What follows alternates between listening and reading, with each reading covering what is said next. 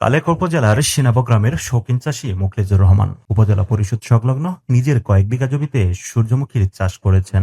দিনরাত এই জমিতে এখন সময় দিচ্ছেন তিনি। গাজীপুরের কালেক উপজেলার এমন চাষীদের উৎপাদিত বীজ স্থানীয় চাহিদা পূরণ করে যাচ্ছে দেশের বিভিন্ন জেলায়।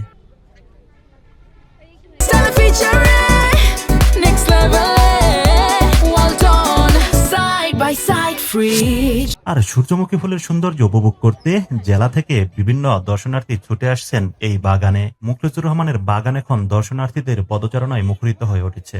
বাগানে আসছে বিভিন্ন বয়সের ও বিভিন্ন শ্রেণী পেশার মানুষ আর উপভোগ করছে ফুলের অপরূপ সৌন্দর্য। অ্যাকচুয়ালি আমাদের শহরে এরকম গ্রামীণ পরিবেশ নেই, আর এখানে অনেক সুন্দর একটি সূর্যমুখী বাগান হয়েছে।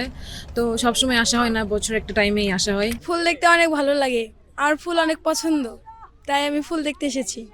আমরা আসছি এই যে সূর্যমুখীর বাগানে এগুলো দেখার জন্য, এগুলো সৌন্দর্য উপভোগ করার জন্য। এখানে ঘুরতে আসছি, অনেকদিন যাবত শুনতেছি যে এখানে একটা বিনোদনের জায়গা আছে সূর্যমুখী বাগানের, মানে বিশাল বাগান। এখানে এই জন্যই ঘুরতে আসছি। কালেক উপজেলায় প্রায় সব ধরনের ফসল উৎপাদন হয়ে থাকে। গত কয়েক বছর ধরে উপজেলায় চলছে অধিক পুষ্টিগুণ সম্পন্ন সূর্যমুখী ফুলের চাষ। ক্যান্সার ও হৃদরোগ প্রতিরোধী অধিক পুষ্টিগুণ সম্পন্ন সূর্যমুখীর তেল অন্যান্য সাধারণ তেলের চাইতে একটু আলাদা। সংসারের চাহিদা মিটিয়ে ভোজ্য তেলের বাজার দরা এবং জনগণের বিনোদন স্পট হিসেবে 2 বিঘা জমিতে বাগান করেছেন বলে জানান এই চাষি। এই তোলটা আমার পারিবারিক চাহিদা মেটাচ্ছে এবং দেশের তোলের চাহিদা মেটাচ্ছে।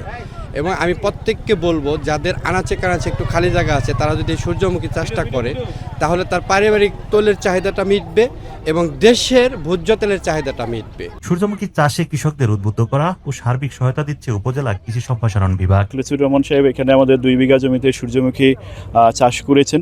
তো সেখানে আমরা কৃষি বিভাগের পক্ষ থেকে সার্বক্ষণিক আমরা দেখেছি এবং পরিদর্শন করেছি এবং প্রয়োজনীয় যে সহযোগিতাগুলো আছে সেগুলো আমরা প্রদান করেছি। সূর্যমুখীর তেল শরীরের হাড় সুস্থ ও মজবুত করে। এই তেল মানবদেহের মহা ঔষধ হিসেবেও ভূমিকা পালন করে থাকে। একে এম শিশির, মাই টিভি, গাজীপুর।